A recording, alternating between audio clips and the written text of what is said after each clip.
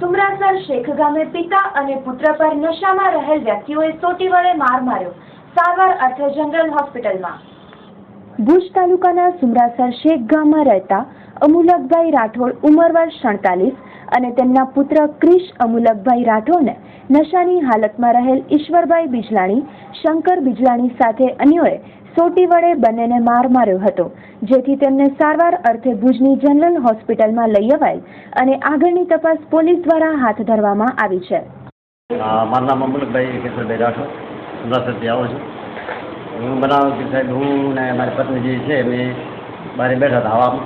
મારે ઘરે તો ગરમી થાય એટલે મોબાઈલમાં જોતા હતા. એ સામે દારૂ પીને આવતો અને કે હું આવું ત્યારે તમે અંદર કેમ બેસી જાઓ એમ કરીને એ જો જલ્દી વાળામાં સોટી પડે લઈ આવીને મને મારવા મળે. પછી એના જે કુટુંબના જે સભ્યો 5-6 સભ્યો એ આવીને બધાએ મૂઢમાર મને કરી.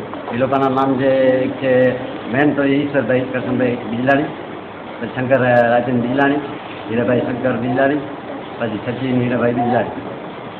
મારો નાનો છોકરો જે ક્રિશ છે એને પણ જરાક છોટીને મારે છોકરો પૂરા 5 વર્ષનો